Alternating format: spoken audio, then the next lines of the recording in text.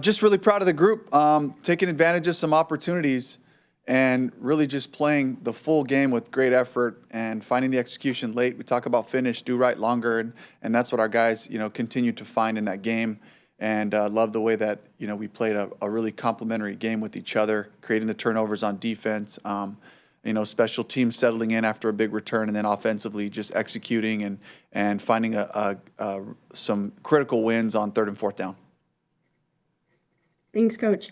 Let's start with David Newton, followed by Scott Fowler. Hey, Coach. You mentioned third down there. Chuba was pretty big on third down yesterday. What did you learn about him through the last month as far as the way he handled the situation of being replaced as a starter? And what did you learn yesterday that makes you feel that he can be a big part of this offense moving forward? I just love the way Chuba went right back to work, and that's his mentality. He's going to handle what's right in front of him, control the controllables, take care of his body, get himself back to where he feels great. He looked amazing yesterday. He looked explosive, and he looked strong and really brought an attitude to our group. And it really impacted us as a team on the sideline. I could feel that just by the way, the intentionality of how he was running the ball and making yards, and just really proud of the way that he's worked himself back, and all he wants to do is win. All he wants to do is help his teammates. So I love that about him. Is that, to see somebody handle it that way, how unusual is the selflessness that he showed from your experience in the NFL? He's just a first-class pro. He works hard, gets himself ready, and prepares every day the same, regardless of the circumstances, and just really attacks his studying, attacks his body work, and practices every day with intentionality. And one other thing, the Vikings have granted Adam Thielen his release. I know you've got a young receiving core. Adam was a big part of that, though, last year. What is there any interest in the Panthers and Adam coming back? He's still on the roster currently, so I'm going to kick that one down to a couple of days. So, okay. Dave, to go back to Chuba for a minute, can you tell me a little bit more about that swing pass he caught that turned into your first really big play of the game? Was that the first read? Tell me how that one developed. Excellent blocking on the perimeter.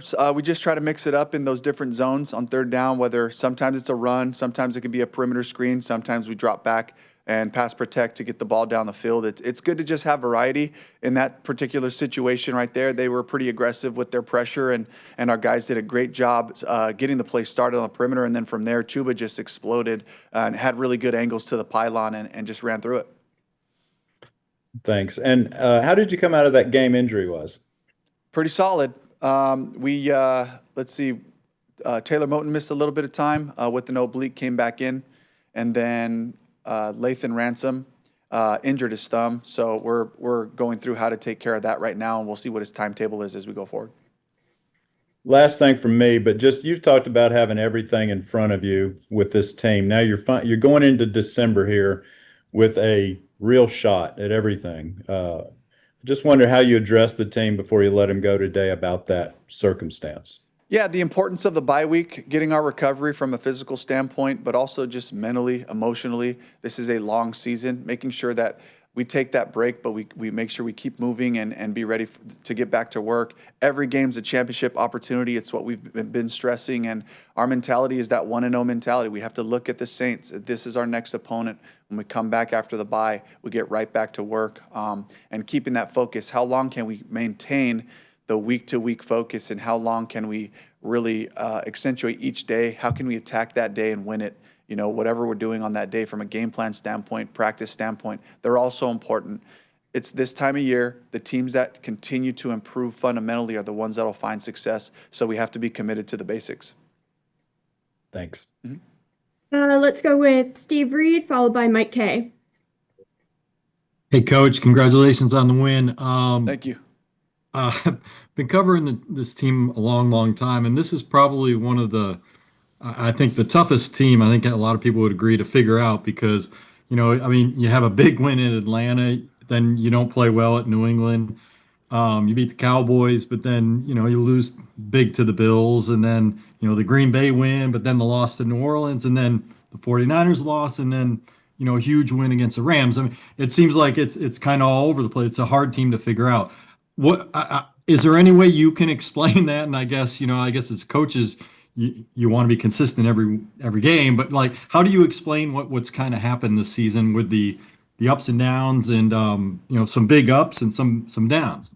Yeah, this is a maturing team, and it's about handling the fundamentals and the basics. It always does. It always comes down to a handful of plays, whether it's on defense, offense, or special teams. Certainly, taking care of the ball is the big thing that we talk about, but it really just comes down to the fundamental execution and consistency that we're looking for, and it's our job as a coaching staff to keep pushing our guys to find that improvement that we're looking for, to solidify things, to take lessons learned and then move forward to find new lessons and say, okay, we've got this one.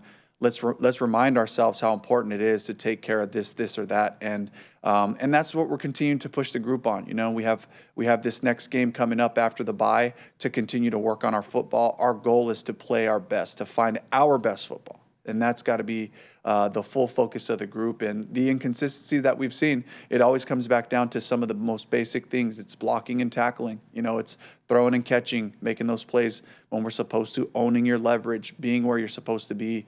And that's just a sign of a group that's continuing to figure out who we are, find that identity, so we can have it show up on a weekly basis. And one quick follow-up. Have you updated us on Robert Hunt? Where does he kind of stand coming off the bye, and any chance of getting him back? He's working his way back. He's doing a great job in return to play. He's getting stronger, and we have to just continue to take it week by week to see. We want that strength in his arm to come back so that he has balance and be able to stop a big man trying to redirect. And we're going to have to be really smart about that. And I can't tell you exactly what the timeline is, but it'll be a weekly thing to kind of see where he's at. To follow up on that question, Dave, will Robert's availability be based on where you guys are at in the standings? Like, do you have to consider the long-term versus the short-term? And what was your take on Jake's performance yesterday? The focus has to just be on Robert's health. And when he's healthy and ready to go, he'll play for the Panthers. And that could be this year. And I hope it is. But really, it's like if we had a chance to get Rob back, we want him back. Jake played a pretty solid game. There were some ups and downs for the most part. From an assignment standpoint, did an excellent job. And then just like any game, there were a couple of plays that got away from him. This is a really good group. They won some pass downs on him. He won some. And but in general, just really glad to have Jake being able to step in there when we needed him and showing the different versatility that he can give us. And right now we needed him at guard. He could go in there at tackle. He's done that for us in the past in Seattle. And then Mike Jackson, I know you were there in Seattle, right, with him a little bit. Or wait, I guess, a little bit. Mm-hmm. How much has he grown as a player and maybe a guy in the locker room since your limited time with him? Mike's been the same guy. Mike's been consistent as the day is long, and he's a guy that loves the work. He's a grinder. He's out there early. He's on the field late, working on his craft, taking in all the information he can, pattern reading different things from a formational standpoint. And Mike doesn't say a lot. He really doesn't try to take that vocal role, but he's a leader by example because of his professionalism. He's had a great impact on young guys like Corey Thornton, who just basically said, all right, this is what Mike does. I'm just going to take this format right here and just really just adopt that and take care of my body. What do you do? How do you do? Is it contrast therapy? How do you get yourself prepared mentally? And just the way that he takes his work so seriously, it's a really big impact in the type of leadership that has been impactful for our team. Let's go with Joe Person, followed by Darren Gant. Dave, is your expectation you'll get JC back after the bye? That is my expectation, yes. And both he and Claude are still in the concussion protocol, but daily improvement. And we'll circle back around once we get closer to next week. And then I wondered if you had a kind of a message or a meeting with Bryce before, turning him loose and what that might have been. You talking about just today? Yeah, just anything about talking with Bryce about kind of what the next 4 weeks are going to look like when y'all get back. Nope, just the focus of enjoying our bye week. When we get back to work, it's the Saints. Here we go. And then lastly, and I missed your opening statement or most of it. Did you tell guys that you want them to get gone and get home and get away, or are you leaving the building open? What's your approach to that? Yeah, we have all the resources available here. Our staff, they also need to have a break, and so there's a rotating group of staff that'll be here, whether it's in the athletic training room or in the weight room. So guys have the ability to be here, to move their bodies, to keep some of that conditioning, the callousing that we've worked up to at this point. So they're here for those resources. Guys are free to do and go wherever they want to go. And my message to them is just like, look what we're playing for, look what we're working for. Let's be smart. Let's take care of our bodies, make sure we move, within reason. So just giving them some last remarks and making sure that they all understand, like, we have something great to protect here. We have another opportunity coming back after the bye. So let's be smart about this week and let's hit the ground running. Thanks. Yep. Dave, I was also going to ask about some of those logistical things with this week. I mean, with your coaches in particular, what's the message for those guys as you carry into a week off, and what you want them doing both this week and then to prep themselves for the last 4? Yeah, so just early in this week, today and tomorrow is going to be about making sure we hit some of our self-scout stuff and see what's working, what needs to be adjusted, the different things we need to emphasize. And then we're moving right to the Saints, and we get to take these couple of days right here. We just played them not too long ago, so we're going to be able to see some carryover from our game plan, things that we weren't able to get called, so we can have a starting point there, but really just to press in so that when we get back next Monday, we have a good solid foundation of what we're looking at and how we're trying to attack. And in the time from when we leave the building here to when we come back, though, I think it's really important for everybody to just make sure they're connecting with their family, making sure that they're just unplugging for a little bit to just gather something back, just fill the tank up physically, with sleep, mentally, by just being able to do stuff you love with the people that you love, and really just being able to get ready for the finish that's in front of us. Thanks. We have time for 2 more. Let's go with Deshaun, followed by Vashti. Thank you. Coach Canales, you mentioned this a couple of times. You mentioned it today and then also in the post-game address to the team about them really not seeing your best football yet. I'm curious, what is that missing element? What I'm looking for is the complete game where all groups are firing on all cylinders. And that doesn't mean that the game's ever going to be perfect or we're going to hit every single play, every single pass, every single run's going to be a big run, or defensively that there aren't any plays made on us. But it's this consistency from the whole group for a full game, whatever the game looks like, however long it takes, just that consistency that we're looking for. And I know that's out there for us. And we see one side of the ball playing really well, the other side may not be, and there's like, it kind of is this fleeting thing where if we can find good, solid football collectively, eliminating penalties, taking care of the ball, executing at a high level, those are the things that I'm really talking about, is making sure that we play good assignment football, understanding that in a league where you're facing great talent every week, teams are going to find their plays. Teams are going to get a great rush on you.